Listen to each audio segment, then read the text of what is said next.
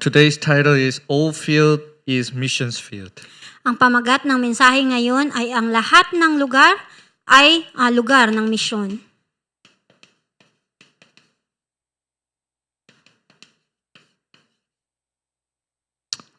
It is sixth foundation. At ito ay nasa ika-6 na pundasyon.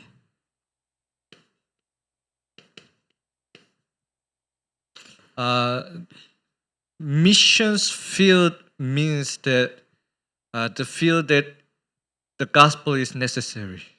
Ang lugar ng misyon o ang dako ng misyon ay kung saan nangangailangan ng ebanghelyo. Missions field is the field where the gospel hasn't go in. Ito ay ang lugar ng misyon na kung saan ang ebanghelyo ay dapat na pumasok. So all the field where you go is missions field. Ang lahat ng mga lugar na iyong mapupuntahan, ito ay ang lugar ng misyon. Then you have to find the reason why God has sent you there.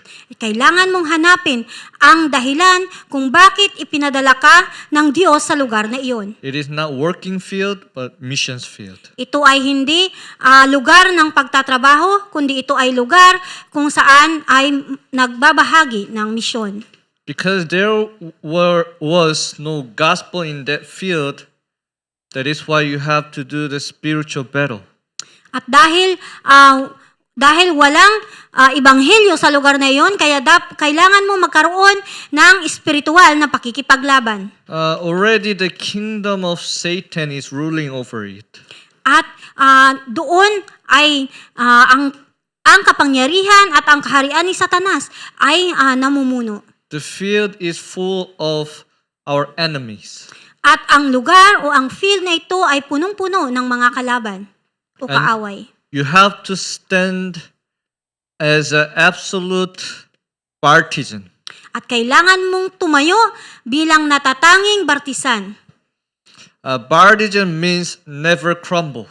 Ang ibig sabihin ng bartisan o tori na ito ay ang hindi nawawasak. If you are really in the missions field, a lot of things happens in this field. At kung ikaw ay totoong nasa lugar ng misyon, maraming mga bagay at marami ang mga nangyayari. There are all kinds of Satan's attack. At napakaraming iba't ibang mga paraan na ginagawa si Satanas upang atakihin ka. And what is necessary in this missions field is absolute partisan. At ang pinakamahalaga dito sa field na ito ay meron kang natatanging bartisan. And absolute partisan is never crumbles. At ang natatanging bartisan na ito ay hindi bumabagsak. And it is also the spiritual state that you can continue to the end. At dapat magkaroon ka ng espiritual na estado na magpapatuloy hanggang sa dulo. So important point is continuation. At ang pinakamahalagang punto dito ay magkaroon ka ng pagpapatuloy. If you don't have power, then you cannot continue. Kung wala kang kapangyarihan, hindi mo ito kayang ipagpatuloy. The meaning that you have good spiritual state means you can continue. At kung meron kang mabuting espiritual na kalagayan, ay magkakaroon ka ng kapangyarihan na magpatuloy. That is why the key point of Tarakbang is continuation. At ang susi o punto ng tarakpang ay ang magpapatuloy.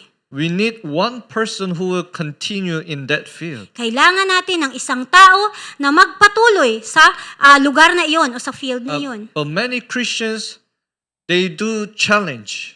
Napakaraming mga Kristiyano ang ginagawa nila ang hamon. But they don't continue it. Ngunit hindi sila nakakapagpatuloy. That is why before answers come, they give up. Ay ito ang dahilan kung bakit bago dumating ang sagot sa kanila, sila na ay huminto. That is why they cannot really receive the answer from God. At ito ang dahilan kung bakit hindi sila nakakatanggap ng tunay na sagot na nanggagaling sa Diyos. What is the true answer to us? Ano nga ba ang tunay na sagot para sa atin? Fulfillment of the Word of God. Ito ay ang katuparan ng salita ng Diyos. We continue until the Word of God fulfills. Kailangan nating magpatuloy hanggang sa ang salita ng Diyos ay tunay na magkaroon ng katuparan sa atin. But most of the Christians, they give up before it. Ngunit napakarami ng mga Kristiyano na sila ay humihinto na bago pa mangyari iyon. And the true answer is world evangelization. At ang tunay na sagot ay ang pangbuong mundong evangelisasyon. Most of the people, they give up before evangelization take place in their field. At napakaraming mga tao ang humihinto na bago pa matupad ang pangbuong mundong evangelisasyon sa kanilang lugar. We need this absolute partisan who will continue. Kailangan natin magkaroon ng natatanging bartisan na makakapagpatuloy. Whether other people goes or not, I continue. Kahit pa may taong pumunta o wala, kailangan kong magpatuloy. Whether there is answer or not, I continue. Kahit may sagot man o wala, kailangan kong magpatuloy. That one person. Yung isang taong yun. But actually, there are not many people who are doing like that. Ngunit, napakaraming tao ang hindi ginagawa ito. And also the forces of Satan knows that whether you will continue or not. At ang kapangyarihan ng kadiliman ay alam ito kung ikaw ay kayang magpatuloy o hindi. As I feel that most of the people, they give up in 3 months. At nararamdaman ko na napakaraming tao ay humihinto na bago pa umabot ng 3 buwan. So, for the perspective of the forces of Satan, if they just bear 3 months, they can have victory. At sa paningin ni Satanas, kapag napagtagumpayan mo ang 3 buwan, ikaw ay nagtagumpay na. The forces of Satan will never run away.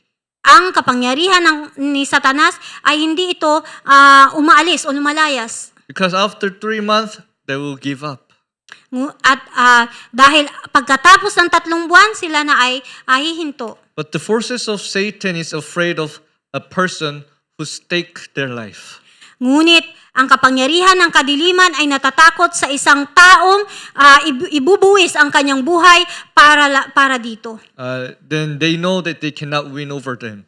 At alam nila na hindi sila mananalo. And these forces of Satan started to flee away. At ang kapangyarihan ni Satanas na ito ay lalayas. You have to do this battle. Kaya kailangan nyo ng ganitong pakikipaglaban. Sometimes physically, it can be very lonely. At minsan, sa pisikal, ito ay nakakalungkot. People around us, they say, "Oh, it's enough, don't go." Ang mga tao sa paligid natin ay sasabihin nila na, ito ay sapat na, huwag ka nang pumunta. Forces of Satan use your team members to attack you. Ang kapangyarihan ni Satanas ay ginagamit niya ang iyong mga kasamahan para ikaw ay atakihin. Oh, there is no answer, let's stop. Wala tayong natatanggap na sagot, huminto na lang tayo. You have to pray for your team members. Kailangan yung ipanalangin ang inyong mga kasamahan sa team. The key point is continuation. Ang susi na ito ay ang pagpapatuloy. We continue until one person who can really continue arise. Kailangan nating magpatuloy hanggang sa ang isang taong ito ay magpatuloy. That is why Daniel 6, chapter 6, verse 10, it says, At sa aklat ng Daniel, 6 mula ay 10, ito ang sinasabi. Daniel prayed 3 times a day toward Jerusalem. Si Daniel ay nananalangin 3 beses sa isang araw na nakaharap sa Jerusalem. And Daniel was the absolute partisan in Babylon. At siya ay ang natatanging bartisan sa lugar ng Babylonia. That is why you need to restore your morning time. Ito ang dahilan kung bakit kailangan ninyong maipanumbalik ang oras sa umaga. This time is the time you restore the power. At sa umaga ay ito ang oras na kailangan ninyong maipanumbalik ang kapangyarihan. So before you go out to the field, you need to get the power. At bago kayo lumabas sa inyong mga pumunta sa mga lugar, ay kailangan nyo magkaroon ng kapangyarihan. It is the Word of God. At ito ay sa pamagitan ng salita ng Diyos. You equip yourself with the Word of God. At kailangan ninyo na magkaroon kayo ng salita ng Diyos. And you need to restore your daytime. At kailangan ninyong maipanumbalik ang oras sa araw na yon. It is the time for you to really confirm the answer. At ito ang oras na kailangan ninyong tiyakin ang sagot. If you really want to see answer, you need power. At kung nais ninyong makita at makuha ang sagot, kailangan ninyong magkaroon ng kapangyarihan. If you don't have power, then you will be always shaken. Kung wala kayong kapangyarihan, kayo ay palaging natitinag. Always confused. At palagi kayong nalilito. That is why if you want to really see accurately, then you need power. Kung nais ninyong makita ng tama, kailangan ninyong magkaroon ng kapangyarihan. That is why morning time is very important. Kaya ang inyong umaga, ang oras sa umaga ay napakahalaga. Most of the people, they barely wake up and go out and working. At napakaraming tao ay napakahirap gumising sa umaga at magtrabaho. That is why they lose all these daytimes. Kaya naiwawala nila ang biyaya sa buong araw na iyon. And you need to restore nighttime. At kailangan ninyong ipanumbalik ang oras sa gabi. It is the time you make your masterpiece. At ito ang oras na kailangan ninyong magkaroon ng obra maestra. You check yourself at the front of God. Kailangan ninyong tiyakin ang inyong sarili sa harap ng Diyos. And you prepare for tomorrow and future. At kailangan ninyong paghandaan ang bukas at ang inyong kinabukasan. Partisan Journey Guidepost. At ito ay ang bartisan at ang paglalakbay at ang guidepost. The absolute partisan does not establish in a day. Ang natatanging bartisan na ito ay hindi na itatatag ng isang araw lamang. You need to be stacked up every day. Kailangan ninyong lumago araw-araw. So, always restore these 3 times. At kailangan ninyong maipanumbalik ang 3 oras na ito. Every day. Araw-araw. We say this 3 concentration. Ito ang tinatawag nating 3 konsentrasyon. Don't lose this time. Huwag ninyong maiwala ang oras na ito. Body. Katawan. The most important field is me. Ang pinakamahalagang field ay ako. In Luke chapter 11:35. At sa aklat ng Lucas 11:35. It says that therefore be careful lest the light Kaya't mag-ingat ka, baka ang liwanag na ito, light in you be darkness. ang liwanag na ito na inaakala mong nasa iyo ay kadiliman pala. It says that careful lest the light becomes dark. Kailangan nating mag-ingat na baka ang ilaw na ito ay maging kadiliman. Many people see darkness outside. Napakaraming tao ang nakikita nila ang kadiliman sa labas. If you see the next, the verse 34, it says, At kung titingnan natin sa 34 na bersikulo, your eye is the lamp of your body. ang iyong mata, ang ilaw ng iyong katawan. When your eye is healthy, your whole body is full of light. Kung malinaw ang iyong mata, mapupuno ng liwanag ang buo mong katawan. When it is bad, your body is full of darkness. Ngunit kung malabo ang iyong mata, ang buo mong katawan ay mapupuno ng kadiliman. You know why everything seems dark? Alam niyo ba kung bakit ang lahat ay parang madilim? It's not the darkness of that person. Hindi dahil sa kadiliman ng taong iyan. You see dark because your eye is dark. Nakikita mo na madilim ang taong iyan dahil ang iyong mata ay madilim. Your eye is dark means you're full of darkness. At kung iyong mata ay madilim, ang ibig sabihin nito ay ikaw ay puno ng kadiliman. But most of the people think darkness is over there. At napakaraming mga tao ang iniisip nila na ang kadiliman ay nandoon. Darkness is in that field. At ang kadiliman na ito ay nandoon sa lugar na iyon. To that person, Sa isang taong iyon. darkness is in my children. At ang kadiliman na ito ay nasa aking mga anak. Darkness is inside of you. Ang kadiliman ay nasa loob mo. That is why you see everything dark. Kaya ang nakikita mo ay kadiliman. That is why you are fighting with people. Kaya ikaw ay nakikipag-away sa mga tao. That is why you are fighting with children. Kaya ikaw ay nakikipag-away sa mga bata. Because your eye is dark. Dahil ang iyong mga mata ay puno ng kadiliman. You don't know what to do. Hindi mo alam kung anong gagawin mo.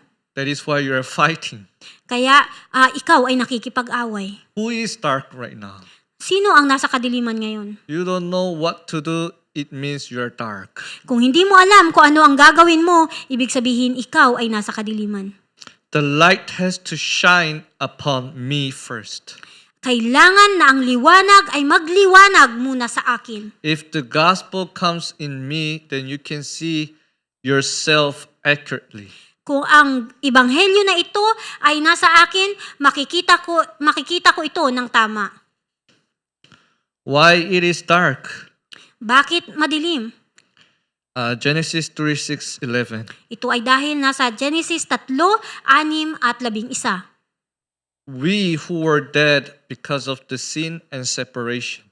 Tayo na patay dahil sa ating kasalanan at pagkahiwalay sa Diyos. And deceived by Satan. At nalinlang ni Satanas.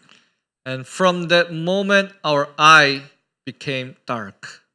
Nung oras na iyon, ang ating mga mata ay naging madilim. The first thing that happened to the mankind when they disobeyed to the word of God, Ang unang nangyari nung sila ay hindi sumunod sa salita ng Diyos, Genesis chapter 3:6, when they ate the fruit of good and evil, sa Genesis 3:6 nung sila ay kumain ng bungang puno na naglalaman ng mabuti at masama.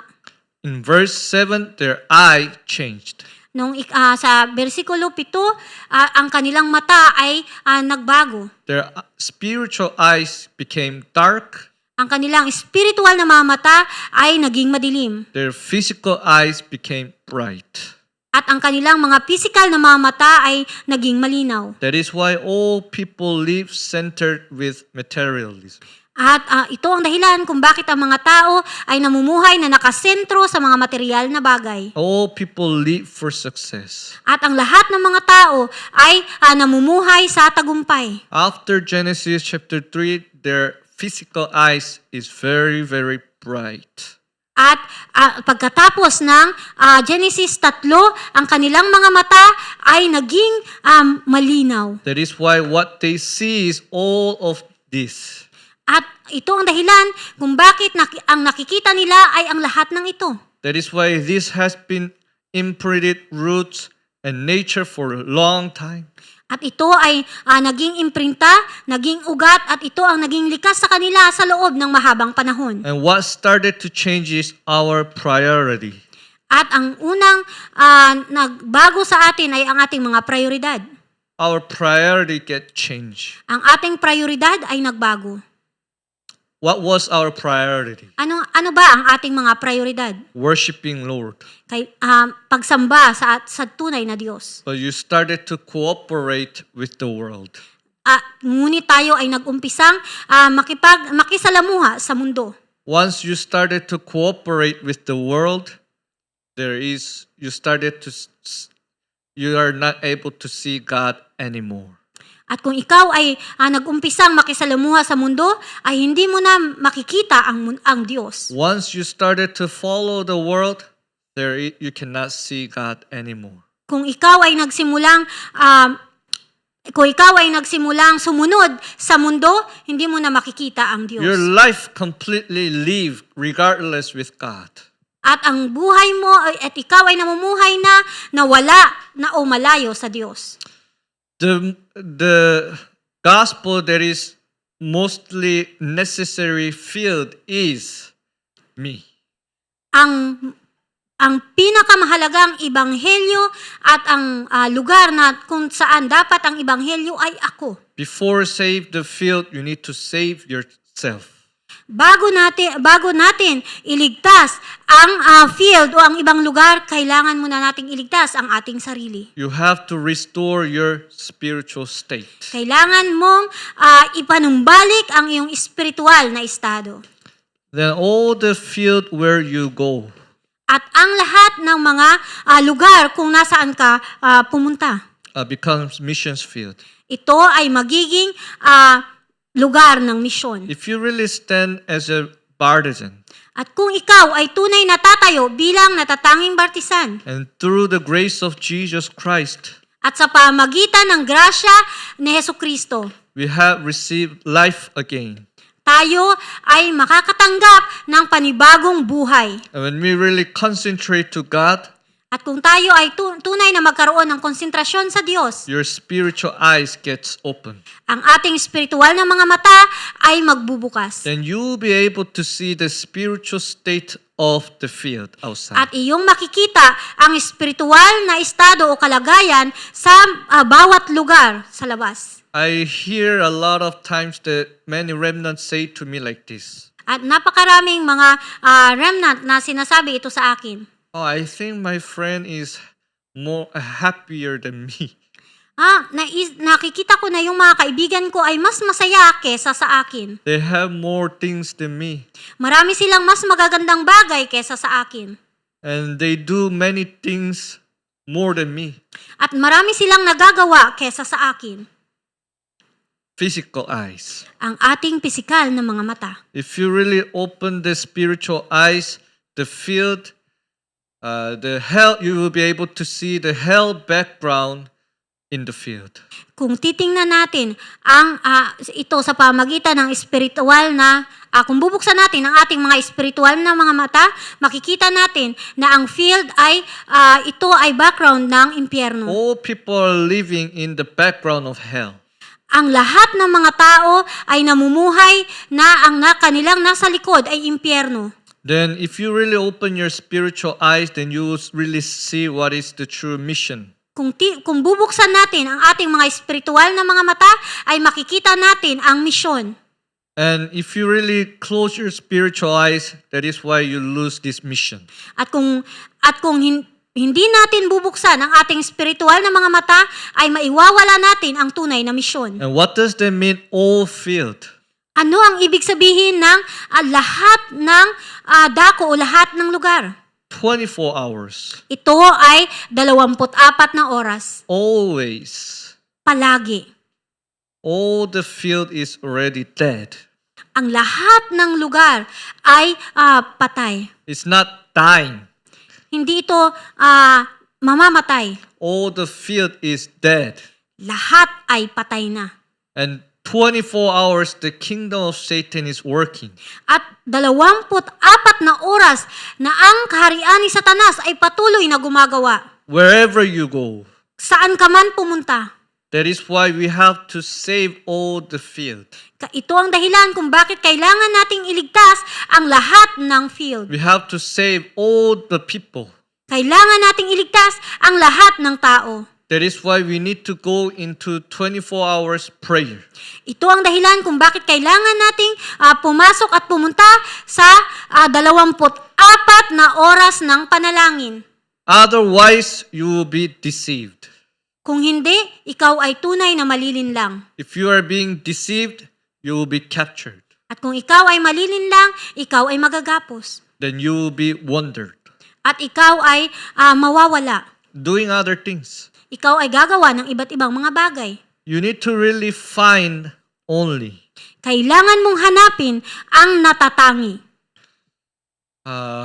Some person or ministers think like that. Ang ibang mga gumagawa ng ministeryo, ibang mga tao ay ganito ang kanilang iniisip. I saw one university student. May nakita akong isang mag-aaral sa kolehiyo. I told this her to evangelize the old person. At sinabihan ko siya na ikaw ay magbahagi ng salita ng Diyos doon sa matanda. And she said that, oh, how can I preach this gospel to that old person? At ang sabi niya, at ang sagot niya ay, paano ako magbabahagi ng salita ng Diyos sa matandang iyon? So I told her to evangelize that elementary student. At sinabi ko sa kanya na ikaw ay magbahagi ng ebanghelyo doon sa mag-aaral, sa batang mag-aaral. And she says, oh, that's easy. Ito ay napakadali. Why? Bakit? She's older than that elementary student. Dahil siya ay mas matanda kesa doon sa batang mag-aaral. I have something more than that student. Meron siyang mas maraming nalalaman kesa doon sa batang mag-aaral. Or some person, they think they can evangelize because they are the boss.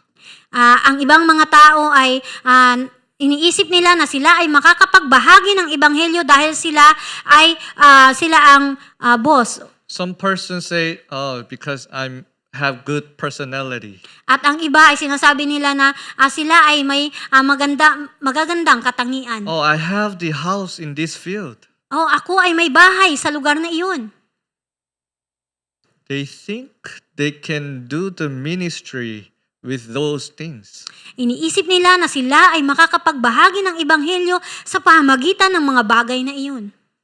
Before we see that, oh, this field needs only Christ, bago natin makita ang lugar na iyon o ang field na iyon na natatanging Kristo, you need to see yourself that you need to first see yourself that you also have only Christ. kailangan mong makita ang iyong sarili na ikaw ay merong natatanging Kristo. But we used to see ourselves, Christ and other things together. At ngunit lagi nating nakikita na si Kristo at kasama ang ibang mga bagay. Because of that Christ plus other things, because of these other things, ministries are not taking place. At dahil nga nakikita natin at pinangahawakan natin si Kristo at ang ibang mga bagay, hindi tayo makakapagpatuloy sa ating mga ministeryo. If you see yourself, you have only gospel, At kung nakikita mo ang iyong sarili na meron natatanging gospel lamang,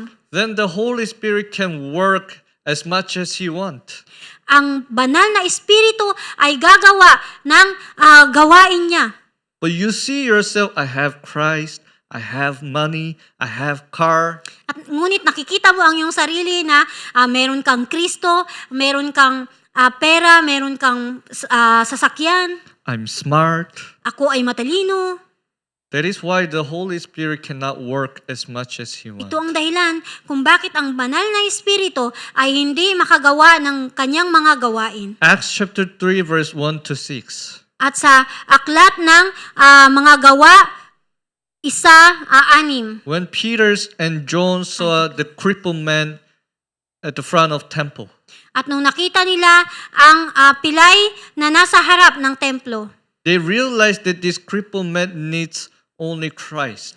at naisip nila na ang taong ito o ang pilay na taong ito ay nangangailangan ng natatanging Kristo lamang. And they also saw themselves they have only Christ. At nakikita din nila na ang kanilang mga sarili na nangangailangan ng natatanging Kristo lamang. That is why Peter said that I have no silver or gold. Ito ang sinabi ni Pedro na ako ay walang mga silver o mga gold, ginto. We used to think that when we do ministry, we need something else. Nakikita natin, tayo ay nasasanay na gagawa ng mga bagay na ginagawa natin ito na pinanghahawakan ang ibang mga bagay. Ministers first himself has to have only Christ. Ang ministeryo o ang gumagawa ng ministeryo ay dapat makita niya ang kanyang sarili na may natatanging gospel lamang. Even when Jesus trained his disciples,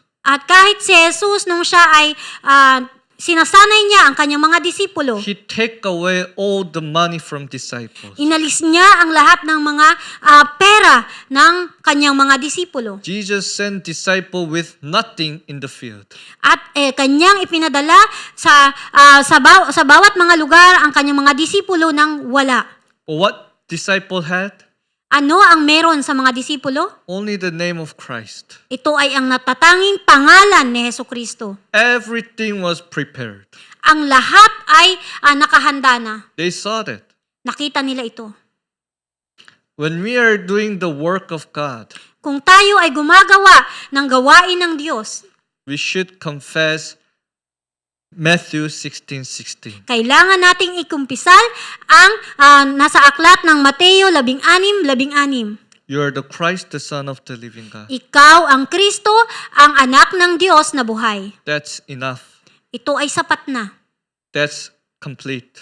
Ito ay kumpleto na. That's everything. Ito ay ang lahat-lahat. That's how you do the ministry. Ganito ka dapat gumawa sa iyong ministeryo. If you don't realize this, then you cannot really pray. Kung hindi mo ito maiisip at mapapanghawakan, hindi ka makakapagpanalangin. When you think yourself that you have only Christ, then you can really pray.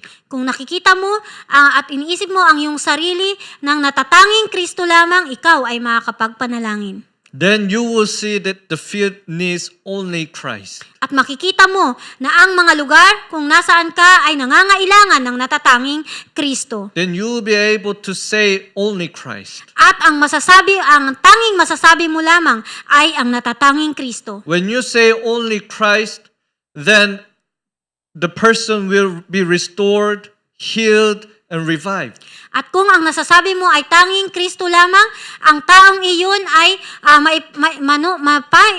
maipanunumbalik at magkakaroon ng kagalingan at marirestora. Your children is also the same. Ganon din ang iyong mga anak. If you say only the gospel to your children will be healed, restored, and revived. At kung ang iyong mga anak ay bibigyan mo ng natatanging Kristo lamang o natatanging gospel na ito, ay sila ay maipapanumbalik at mairerestora at maggagaling. But many parents think that I can do something for my children. Ngunit napakarami ng mga magulang na iniisip nila na gagawa sila ng ibang bagay para sa kanilang mga anak. That is why the children is wondering. Ito ang dahilan kung bakit ang kanilang mga anak ay naliligaw. If we say only the gospel to the children, the Holy Spirit will work upon them. Kung ikaw ay magsasabi ng natatanging gospel lamang sa iyong mga anak, ang banal na espiritu ay sasa kanila. Then your children, the people who are listening to you, will revive. Ang iyong mga anak, ang mga taong nakikinig sa iyo ay manunumbalik. First, to me, I have only Christ. Una, dapat ako ay magkaroon ng natatanging Kristo lamang. Then you see that only Christ is necessary to the field. At makikita mo na ang natatanging Kristo ay kailangan sa field o sa lugar kung nasaan ka. And also you're working. At trabaho. Luke 11:9.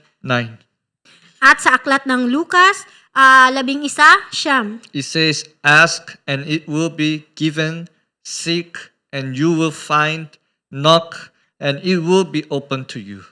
at sinasabi, kaya't sinasabi ko sa inyo, humingi kayo at kayo'y bibigyan. Humanap kayo at kayo'y makakatagpo. Kumatok kayo at kayo'y pagbubuksan. How can we find our talent? Paano natin makikita ang ating mga talento? How can we develop our talent? Paano natin mapapalago ang ating talento? You have to success today. Kailangan mo magkaroon ng tagumpay ngayon. And you have to ask to God. At kailangan mong tanungin ng Diyos. To success today, please give me the filling of the Holy Spirit. Upang ako ay magtagumpay ngayon, nawa ay puspusin mo ako ng banal na Espiritu. The most important talent is today. Ang pinaka magandang talento ay kailangan mo ngayon. You have to success today at the front of God. Kailangan mo magkaroon ng katagumpayan ngayon sa harapan ng Diyos. That was what David has done. At ito ang ginawa ni David. Even the small things, you success at the front of God. Kahit ang mga maliliit na bagay na ikaw ay nagtagumpay sa harapan ng Diyos. That today stacks up. At ang iyong ngayon ay lalago. And in the Bible, it says, don't show off and talk about tomorrow. At sinasabi sa Biblia na huwag mong ipangmayabang dahil hindi mo alam kung ano ang bukas. We don't know really if we leave tomorrow or not. Hindi natin alam kung tayo ba ay mabubuhay pa bukas o hindi. God can call you tonight. At pwede kang tawagin ng Diyos pabalik sa Kanya ngayong gabi. When I was in middle school department, At nung ako ay nasa middle school na departamento in the church, sa simbahan. there was one teacher I really loved. At meron akong isang guro na napamahal ako. He was really healthy, Siya ay napakalusog. and he always helped what I really planned to do. At siya ay lagi siyang tumutulong sa akin. One day he slept. At isang araw siya ay nakatulog. There was no disease, Wala siyang sakit. and he didn't wake up. Ngunit hindi na siya nagising. I was really surprised. At ako ay totoong nabigla. We don't know what will happen in our life. Hindi natin alam kung ano ang mangyayari sa ating mga buhay. Success today at the front of God. Kailangan mo magkaroon ng tagumpay ngayon sa harapan ng Diyos. Our future is in God's hand. Ang ating kinabukasan ay nasa kamay ng Diyos. And for that, you ask for the filling of the Holy Spirit. At para dito, kailangan mong hingiin ang pagpuspos ng banal na Espiritu. And then you seek. At kailangan mong hanapin. You seek for what? Ano ang dapat mong hanapin? You have to find the guidance of the Holy Spirit Hanapin mo today. ang paggabay ng banal na Espiritu ngayon. That is what you have to first find. Ito ang dapat mong kailangang mahanap. No matter it is the small place, Hindi mahalaga kung ikaw ay nasa maliit na lugar small company, o nasa maliit ka na kumpanya. you need to find the guidance of the Holy Spirit. Kailangan mong mahanap ang paggabay ng banal na Espiritu. It is the place where God sent you. Ikaw ay nasa lugar na kung saan ay ipinadala ka ng Diyos. Everything is what God is teaching you. Ang lahat ay kung ano ang itinuturo sa iyo ng Diyos. You have to seek and find it. Kailangan mong hanapin ang lahat ng ito. And that becomes your talent. At ito ang iyong magiging talento. We don't know our future. Hindi natin alam kung ano ang mangyayari sa atin sa kinabukasan o sa But God hinaharap. knows our future. Ngunit alam ng Diyos kung ano ang ating hinaharap. Preparing for our life, the most important thing is you need to find the guidance of the Holy Kaya Spirit. kailangan nating ihanda ang ating sarili at sa paghahanda sa ating sarili, kailangan natin ang paggabay ng banal na Espiritu. And He says, knock. At sinasabi dito na kumatok.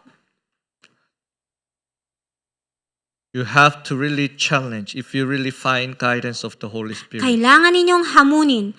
Kung nakita na ninyo at napanghawakan na ninyo ang paggabay ng banal na Espiritu For the world evangelization, para sa pangbuong mundong ebanghelisasyon. you need to prepare 300%. At kailangan ninyong maghanda 300%. 100% your specialty.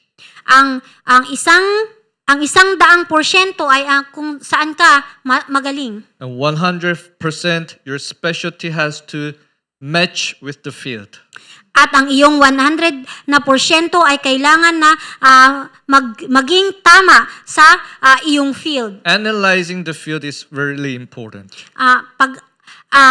Pag-aalam sa iyong o pag-aanalisa sa iyong field ay napakahalaga. And 100% your specialty has to match with the future.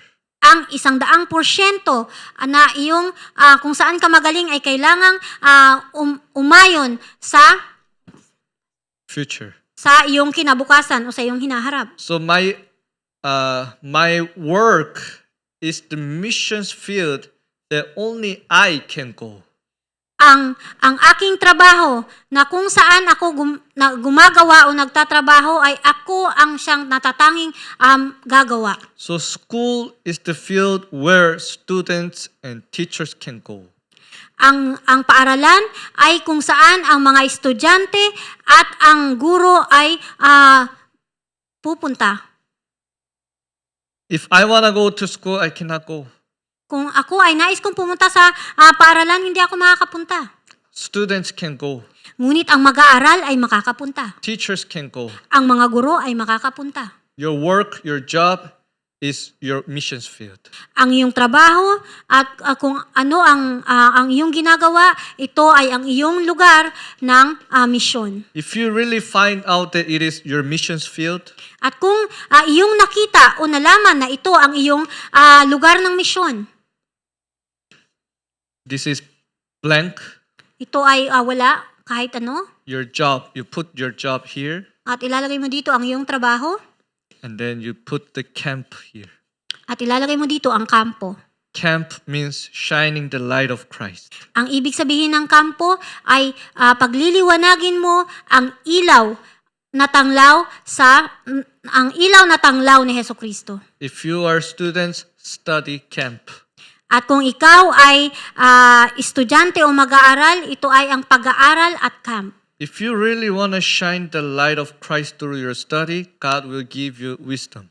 At kung ikaw ay pagliliwanagin mo si Kristo sa iyong pag-aaral, ikaw ay gagabayan ng Diyos. I have 100% assurance of this. At ako ay may 100% katiyakan dito. But most of the students, they pray for their scores. Ngunit karamihan sa mga estudyante o sa mag-aaral ay nananalangin sila sa kanilang mga resulta. Why? They have to go to good university, Bakit? Dahil gusto nilang pumunta sa napakagandang universidad. and they have to success, Kailangan nilang magkaroon ng tunay na tagumpay. and then say world evangelization. At sasabihin nila na ito ay pangbuong mundong ebangelisasyon. How can you really guarantee your future like that? Paano mo natitiyak ang iyong kinabukasan sa pamagitan At lamang the nito? place where we are right now, Kung sa lugar na kung saan ka naroroon ngayon, what you are doing right now, ano ang ginagawa mo ngayon? you are doing camp. Ikaw ay gumagawa ng camp.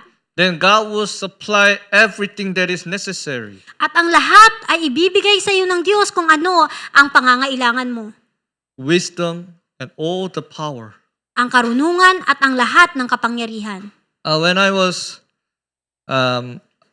high school, Nung ako ay nasa high school pa lamang, I really love to play game with friends. nais ko ako ay gustong-gusto ko makipaglaro sa aking mga kaibigan. But I have one prayer topic. Ngunit ako ay may isang panalangin. I pray to God. Ako ay nanalangin sa Diyos. God, if I can really, if you make me stand at the front of all students at the last, At kung ako ay nanaisin mong tumayo sa harap ng napakaraming mga mag-aaral, then I will testify you, Lord. at ako ay magbabahagi at magiging saksi mo. And please give me the wisdom. Nawa ay bigyan mo ako ng karunungan. And I really received answer. At ako ay nakatanggap ng tunay na sagot. I got the highest score in the school. Ako ay nakatanggap ng pinakamataas na resulta sa paaralan. Among all students. Sa lahat ng mga estudyante na iyon. And my friends were always saying to me like that. At ang aking mga kaibigan ay sinasabi nila ito sa akin. You always play game with us together. Lagi kang nakikipaglaro sa amin at lagi ka naming kasama. Why you always have good scores? Bakit ikaw ay nakatanggap ng mas mataas na resulta? Their parents always say about me.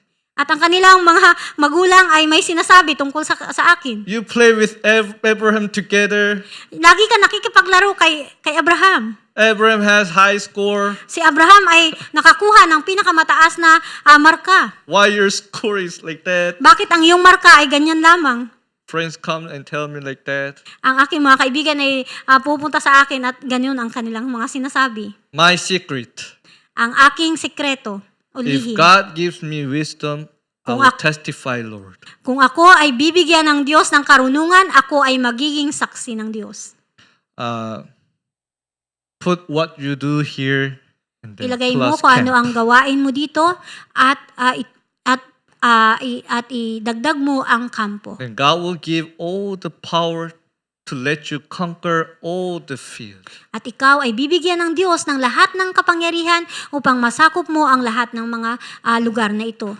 I hope you to be the one witness of this. Nawa ikaw ay maging isang tunay na saksi sa lahat ng ito. Problem is, I think, always is inside of me. Ang problema ay laging nasa loob natin. Remnants have their own motivation. Ang mga remnant ay mayroon silang iba't ibang ninanais. Parents have their own motivation for their children. Ang mga magulang ay mayroon silang ibang nais sa kanilang mga anak. God wanna give, but He cannot give. Nais ng Diyos na ibigay, ngunit hindi niya maibigay. Always see yourself back. Kailangan ninyong makita ang inyong sarili. Let us pray. Tayo manalangin. Father God, thank you very much. Dakilang Diyos, marami pong salamat. Please let us really open our spiritual eyes. Nawa ay buksan mo ang aming mga espiritual na mga mata. Please, through our life, may the light of Christ shines in the field. At nawa sa pamagitan ng aming ng ilaw na ito ay maging tanglaw ito sa aming mga field. With all our life, may you receive the most glory. At nawa sa lahat ng aming mga buhay, ikaw ay makatanggap ng papuri. By the grace of the Lord Jesus Christ, At sa grasya sa pamagitan ni Jesucristo, infinite love of God, ang walang hanggang pagmamahal ng Diyos, guidance working, filling of the Holy Spirit, ang paggabay at ang pagpuspos ng banal na Espiritu, upon the head of all the evangelists, nawa ay nasa lahat ng mga ulo ng mga ebanghelista, upon their field, sa kanilang mga lugar, upon their family. sa kanilang mga pamilya. God will be with them from now and forever. Nawa ikaw ay sumakanila mula ngayon at magpakailanman. Amen. Amen. Thank you. Pastor.